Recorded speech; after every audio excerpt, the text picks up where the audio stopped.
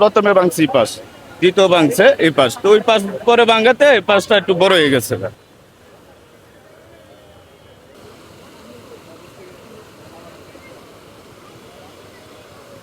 মনে করেন যে দিনের 10টায় যখন বৃষ্টি একটু কম আসছিল, তখন পানির স্রোতটা একটু কম আসছিল, তখন ভাঙি নাই। তখন কালকে 11টার দিক দেয়া তখন তখন বৃষ্টি বেশি হয়েছে, তখন মনে করেন যে পানি চাপ পড়ছে বেশি, তখন ওই পাশ ভাঙছে। প্রথম ভাঙছে ওই পাশ, ভাঙার পরে দ্বিতীয় ভাঙছে এই পাশ, তখন আমি এনেছিলাম। তখন এই জায়গায় মনে করেন যে রোডের মধ্যে পর্যন্ত আটকাইছি।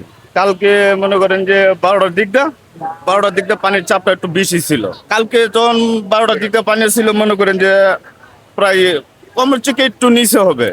আজকে তো পানি নাই, রাস্তার সামনে বাড়ি তারার পানি, এটা সারা এলাকার পানি মনে করেন যে দিকটা চলাচল করে আর কি। তখন আমার ওই দিকটা পানি যখন ওইটা বের পায় না, তখন ওই দিকটা টেলা মারছে, তখন এই প্রথমে ভাঙছে এই পাশ, দ্বিতীয় ভাঙছে এই পাশ, তো ওই পাশ পরে ভাঙাতে এই পাশটা একটু বড় হয়ে গেছে। গতকালকে সকাল 10টা থেকে পানিটা রাস্তার উপর দিয়ে যাইতেছে, যাইতে যাইতে এক পর্যায়ে রাস্তা ভাঙা শুরু হয়েছে। প্রথমে ও ফাঁস ভাঙছে, পরবর্তীতে এই ফাঁস ভাঙছে। এখানে বিশ্ব রোড, বাড়িধারা, নগদা, কালাচাঁদপুর, বাড়িধারা ডিএস, গুলশান 2 এই সব পানি এখানটা চাপ দিছে।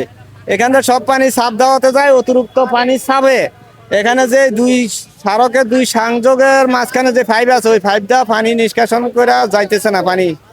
এখন অতিরিক্ত পানির চাপে রাস্তা ভেঙে গেছে, পানি রাস্তার অর্ধে যাইতেছে। এখন এখানে যে পরিস্থিতি, এমনিতে নরমাল সময় কিভাবে পানি যায়? নর্মাল সময় তো পানি যায়, তারপরও কুলাইতে পারে না, তারপরও এরকম হয় নাই। বর্তমানে ওই দিকের পানির চাপে এখন মনে করেন মানাজ স্কুল টিস্কুল আশপাশে যত সংযোগ সড়ক আছে সব ডুবে গেছে। বর্তমানে অনেক বাড়িঘর ডুবে গেছে, স্কুলে পানি উঠছে, স্কুল বন্ধ দিয়ে দিচ্ছে। এর আগে হয় নাই, এই বছরে এটা ফার্স্ট দেখা যাইতেছে। অতিরিক্ত রাস্তার অর্ধে পানি, রাস্তা ভাঙ্গে যাওয়া, এগুলা এই বছরে, আর আগে অতীতে এরকম কিছু দেখি নাই। এখন মানুষের জন্য খুব দুর্ভোগ, মানে মানুষ এখানে আসা যাওয়া চলাচল, বিশেষ করে স্কুলের ছেলে মেয়েরা, ছাত্রছাত্রীরা, ভাই বোনেরা, ছোটরা আসা যাওয়া, বয়স্করা খুব কষ্ট, রিক্স। তারপরে রিক্সের ভিতর অনেক গাড়ি গুড়ি যাইতেছে, মানুষজন পারাপার হইতেছে।